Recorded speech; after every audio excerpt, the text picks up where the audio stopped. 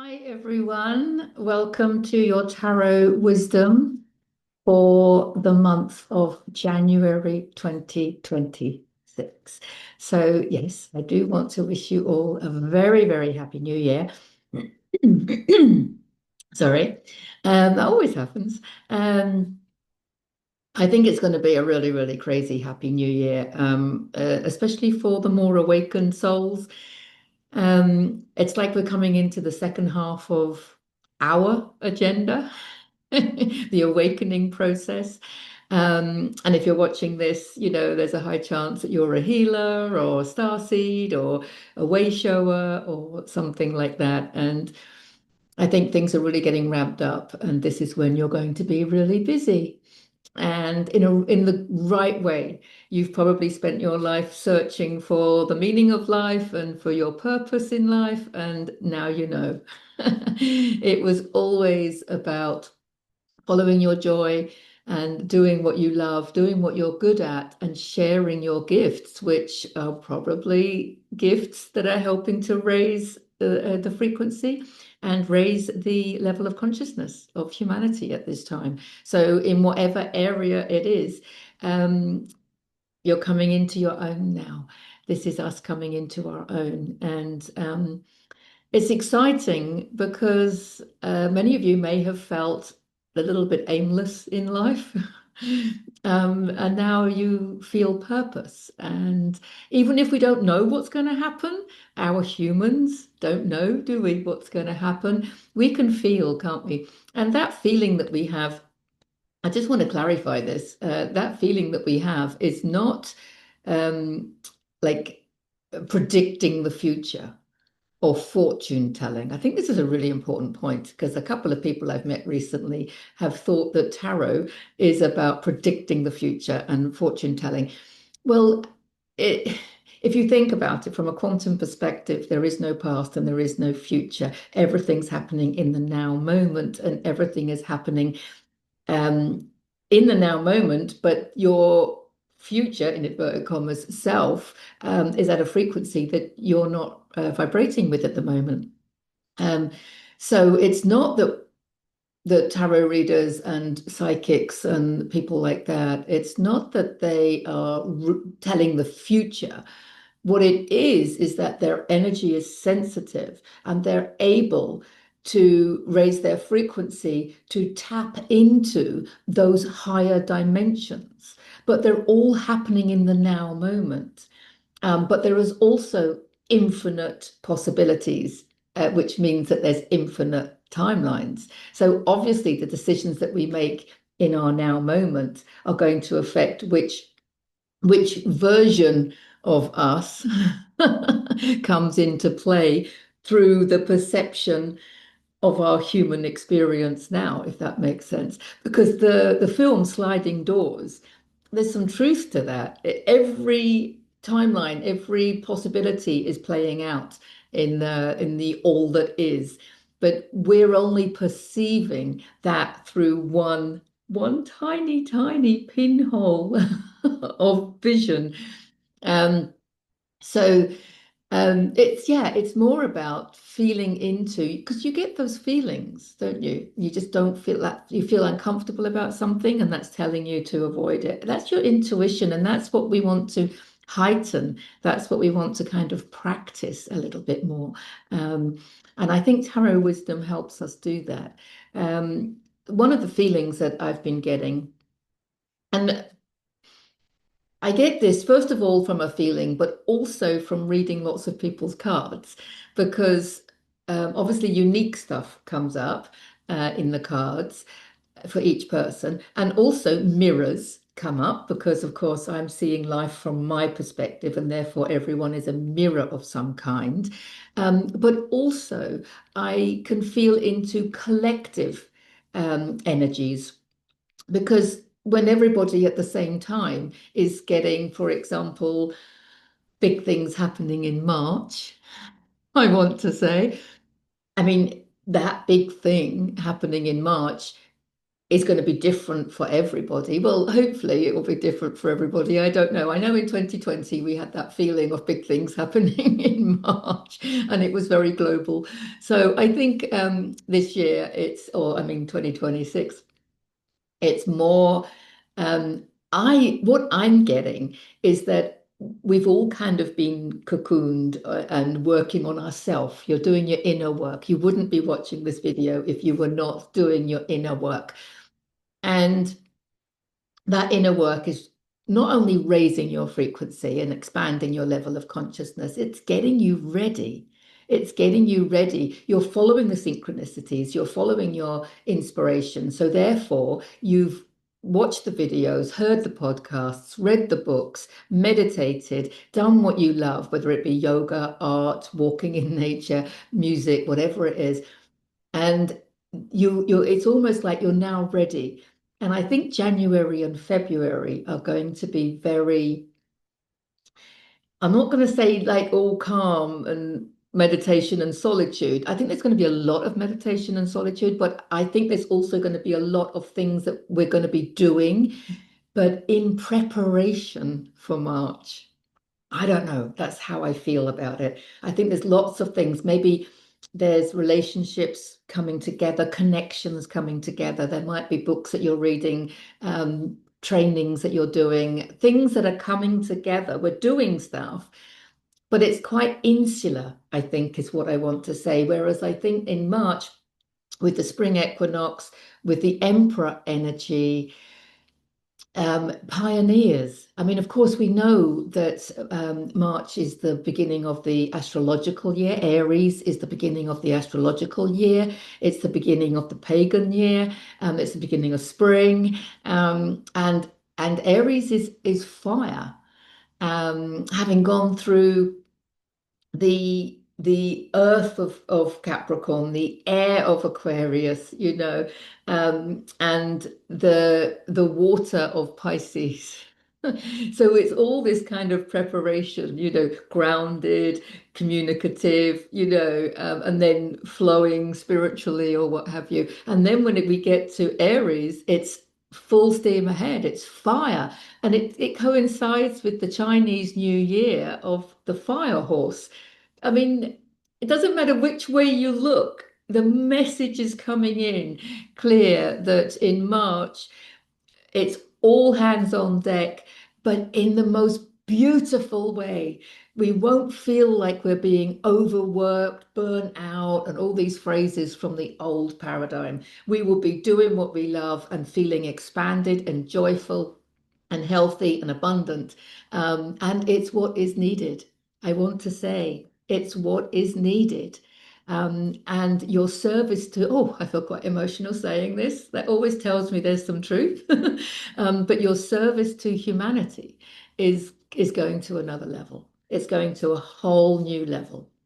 And there's changes for everybody. I mean, those of you that know me personally know that I've just handed over guardianship of the garden retreat to its beautiful new custodian. And um, I'm back in Baraka, which anyone in the Pago area, the Costa Blanca North, I am only an hour away. So if you want to come up, I know there are so many people that like to have in-person sessions rather than online. I think that's where the garden retreat really served. A lot of people just wanting to be in person. So if you're one of those, I am only an hour away. So I have a beautiful office. You're very welcome to come up and have in-person sessions. But I will be working a lot more online now, obviously. And so, yeah, I mean, just changes for everybody. There's changes for everybody. And as I said all of that, like 4 cards just came out and they're face down. Anyone new to my channel, welcome. I read cards like face down. No, I do turn them over, but they're face down to begin with. So let's dive in and see. This is for January 2026, but there might be a little bit of energy carrying on. A lot of people said this time last year that they could feel 2025 energy before it actually came in, and I'm feeling that about 2026.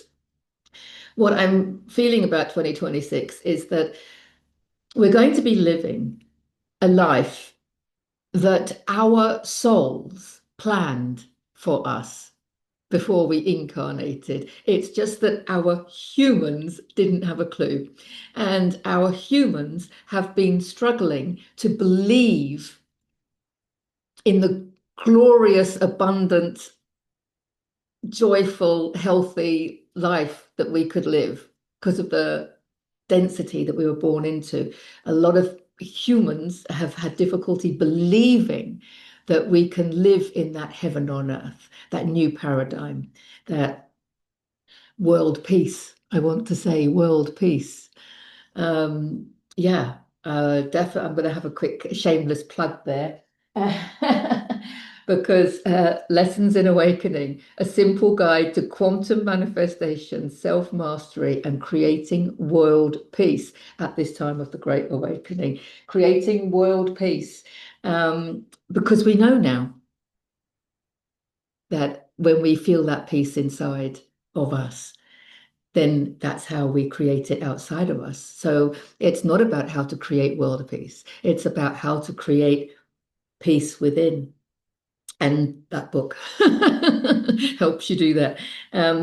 So yeah, it's our humans haven't believed, but our humans are now beginning to believe that heaven on earth exists because it isn't just a place.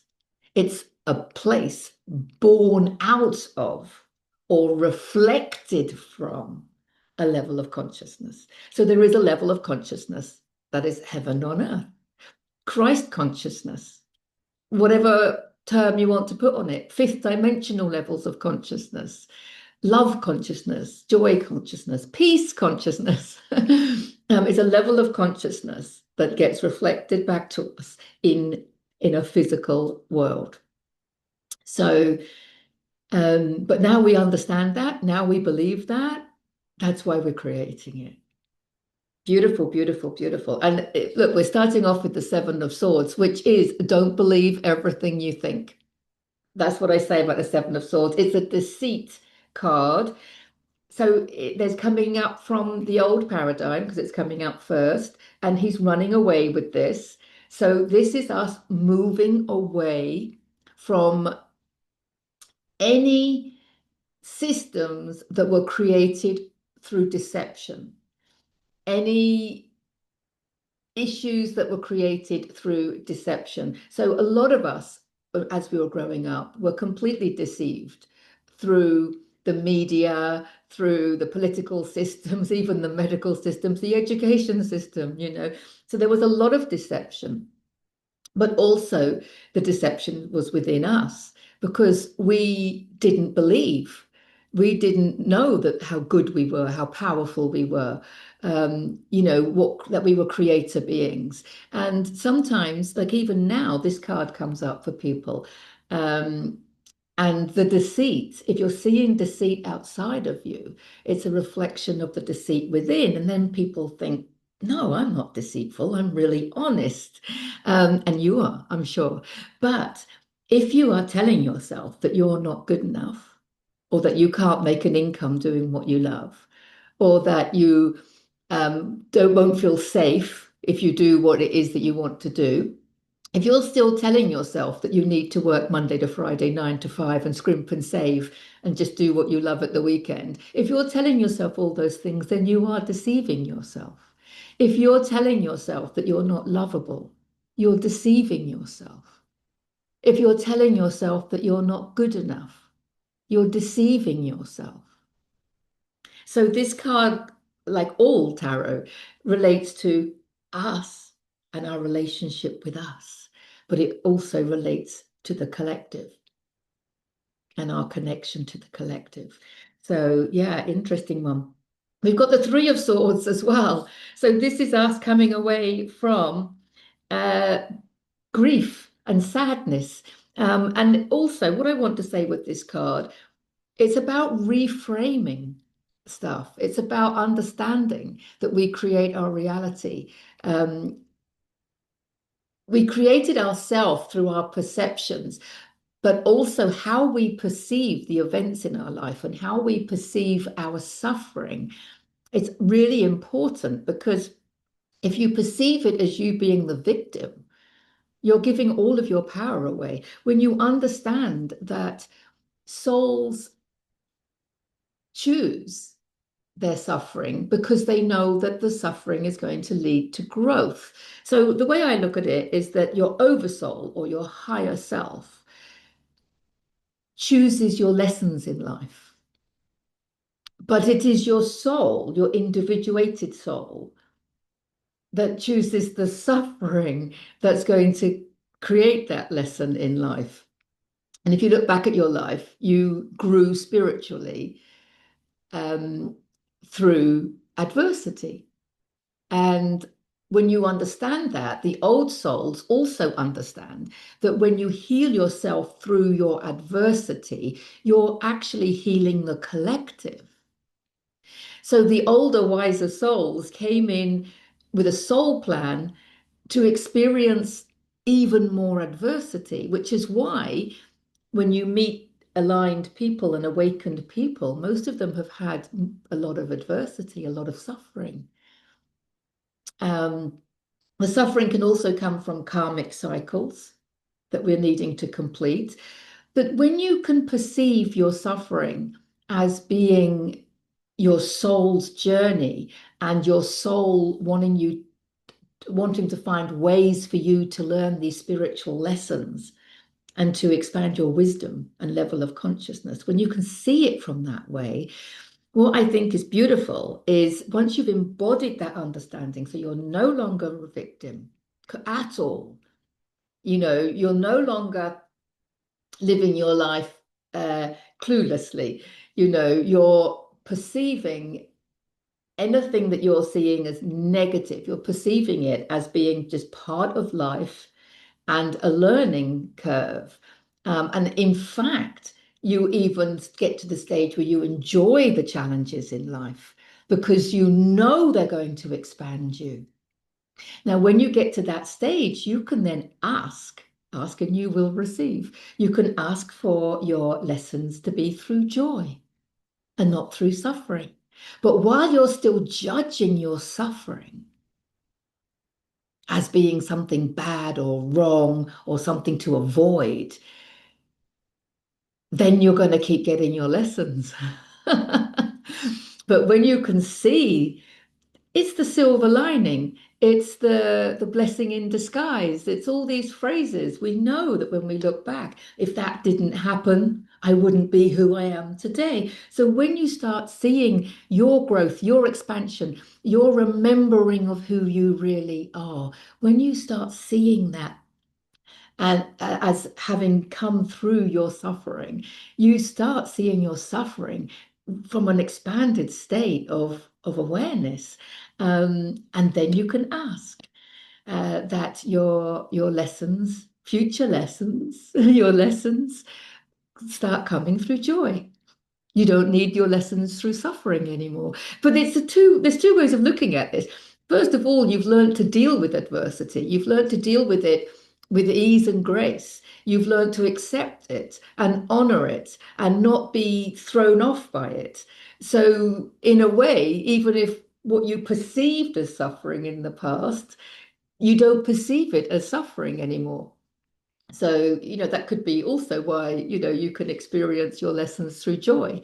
But, and the other thing I want to say, because the funny thing is, a lot of people have said to me, and it's quite sweet, how sad they were to hear that I was leaving the garden retreat. And of course, I also was very sad. I had to detach from my emotional attachment. I had an emotional attachment. I had an egoic attachment. I think I mentioned this before. So yes, I've had to detach as well. So and I've had a couple of cathartic cries, which I could have perceived as being heartache, as sadness.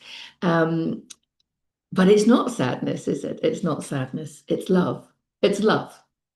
Obviously, it's love because it's because I loved the place and because I loved my time there, because I loved everyone that walked through the gates, because I just loved the fact that I was given that opportunity. I felt so blessed and honored that I was able to be there on that land and have that relationship with the pagans of Pago and live that dream. And everything I needed came to me. It was my healing journey. I was just sharing it with others, and when you realize that it's not sadness, it's love. So this card is about reframing sadness and grief and suffering into love. Can we do that? Now, this is kind of interesting because we've got another swords here as well. So, what is January bringing us? January is bringing us the opportunity to really reframe our experiences. This is anxiety, but it's also, because it's nighttime, it's also astral traveling and your dreams. So, I love this card actually because it can show you what comes to you in your dreams are messages. So it is about learning. So sometimes we can get guidance from reading tarot or doing what we love, but also the guidance often comes in at night when we're astral traveling, when our humans are not aware, and then our consciousness gets to play and learn. And those moments, I want to say with this card, those moments when we wake up and the moments that you fall asleep, when you're in that little bit of in between, that's like theta brainwaves. That's when glorious ideas will come in. And a lot of people will say, oh, yeah, I had a dream about that, or I thought about that as I was waking up. Anything that you think about on that point of waking up or falling asleep, I think it's a message. It's a message for you. Maybe you want to keep a notebook by your bed so that you can just make, because we always think, don't we, that we're going to remember. We're like half awake and we think we're going to remember the dream or we're going to remember the message, or it might be just to remember a beautiful way of wording things or something like that, or just an inspiration coming in. And we always think we're going to remember them, but we usually don't. So keeping that notebook by the bed is really useful. And that's why I think he's despairing because he's woken up and forgotten what he was dreaming about. I think it's relevant because it's the higher realms. We were talking earlier on about our psychic abilities, our intuition, heightening our intuition. It's all about tapping into those higher dimensions. And when we're asleep, our consciousness is in those higher dimensions.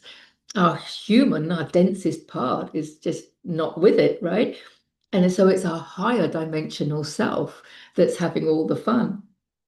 That's why we can fly in our dreams, right? So yeah. And so if there's anxiety attached as well, that's not a problem. What it is you moving away from your shadow.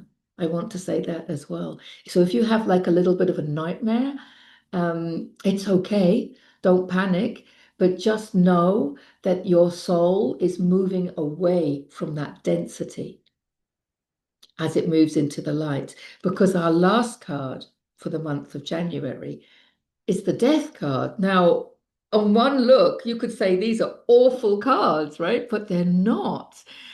Because we know that the death card, it's the end of something that wasn't serving us. So it could be the end of that density playing a part in your life. When you understand it and you see it with love, you are the light, you are the love, you are the consciousness. So then the shadow goes. This is something about when you understand that. I was thinking about this the other day with the lovely Liz. When you understand that you are the light, then there is no shadow because everywhere you go, you've lit up. When you have a light and you shine the light into the darkness is no longer dark, is it? The darkness is actually just what you can't see. It doesn't have, people think darkness is evil and bad and wrong, and it isn't. It's just the bits that you cannot see. And there's a lot that we can't see, right? Our humans. But at night, We go off and see it all, right? So if you are the light and you know that you're the light, there is no shadow. But also, the whole concept of having a shadow plays into the concept of duality, doesn't it? So when you understand that we're all one, there can't be any shadow. There is no shadow. There was never a shadow. It's just the bits that you haven't seen yet or you haven't realized yet. You haven't integrated yet. When you don't judge the right and wrong, there is no right and wrong. It's just your thinking that makes it so. And we know that, don't we? Because what one person thinks is wrong, the next person's going to say, no, that's a blessing. That's perfect. And when you allow everything to be as it is, it's that acceptance that actually allows things to change. That's the paradox, isn't it? Rather than trying to change what's on the outside of us, if you're trying to change it, that implies that you have resistance to it. If you have resistance, it's going to persist. The irony of it, or the paradox of it, is that by accepting it and loving it as it is actually what's going to change it. But by which time you're not invested in changing it because you've learned to love it. This is the transformation. And the death card in tarot has the greatest capacity for transformation. And January 2026 has the greatest capacity for transformation. Horses are positive movement forward. There's the new dawn coming up between the pillars. It's beautiful. The pillars show your destiny that you're going towards. No, it's beautiful. The death, of course, it's the death of the old paradigm. It's the death of the old systems that are not built on love and truth. It's the death of the ego. It's the death of us perceiving a shadow. It's the death of who we were. Releasing identities, that came up, didn't it, recently? Releasing identities. And what do they say? You have to die while you're alive to be able to really see who you really are. So this is the biggest transformation coming in. And as we know, it's happening within us. I can see it in my own life, and it's happening in our communities. Like it's the end of me running the garden retreat. So wherever there is a death, there's going to be a rebirth. And we know that. And the beautiful Natalie will reopen the garden retreat in the spring. In the spring, what did I say in the beginning? In the spring. Now is the time for preparation and going within and doing things. It's not like we're not doing things. Like for example, it's a good example. So Natalie will be doing a lot of renovations and making it her own and, beautiful things like that. But then to reopen in the spring. So it's not like we're not doing stuff. We're going to be doing stuff, but it's in preparation for this fiery, active, passionate surge coming in March. So there are things that we're not taking forward into this new paradigm. It's the parts of us that were not at peace because we're creating world peace. So those parts of us that have not been living in peace, that's what's falling away. Wow. It feels quite intense, even though it's still kind of like within and it's like in preparation, but it's almost like an intense preparation. But it's the preparation is within because the three first cards, of course, are all swords. Swords are air. That's mental processes. That's your thinking, your ideas, your opinions, your beliefs. your perceptions. I want to say your perceptions. I want to say chapter 4, perception is everything. That's chapter 4.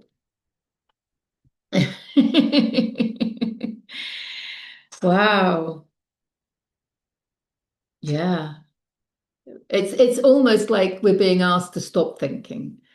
Um, if you think that's right, so it kind of goes through stages, doesn't it? So we've got the shifting negative thinking into positive thinking. Um, that's beautifully done with the reprogramming your subconscious mind, which on my channel is self-healing techniques. Go down to the self-healing techniques, and I think it's the fourth video, how to reprogram your subconscious mind. The next step is to release attachment to your thinking, to all thinking, just letting it, the balloon analogy. So I'll put some links in or in the videos in the end screen for you because that's in the Lessons in Awakening on my channel. I talk about it in the book as well. The balloon analogy, how to detach from your thinking. So it's detaching from all thinking. Um, so I'll put that in as well. But then, you get to just no thinking, just letting everything come through you. Because everything you hear, everything you see, everything you perceive is a frequency. And you are a frequency. Everything's just a mass of energy. So you can just let it go through you without even letting it stop. I mean, some stuff's going to get stuck. Of course it will, because there's still going to be a little trigger or a little emotion come up or, a judgment. There's going to still be a judgment, isn't there, about stuff? But it's about as it happens, just going, oh, that's just a judgment. And just let it go again, and let it float through you. And you can acknowledge it as a judgment.